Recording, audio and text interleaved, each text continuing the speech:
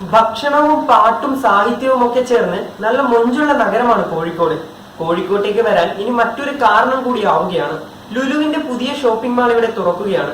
ഇന്ത്യയിലെ തന്നെ ഏറ്റവും വലിയ ഷോപ്പിംഗ് മാളാണ് കോഴിക്കോട് ഒരുങ്ങുന്നത്. മാളിന്റെ നിർമ്മാണം അവസാന ലാപ്പിലാണ്.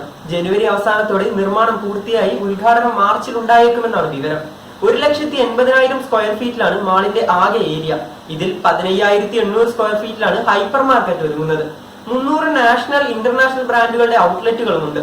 12ഓളം സ്ക്രീനുള്ള തിയേറ്ററുകളും മാളിൽ സജ്ജമാക്കും.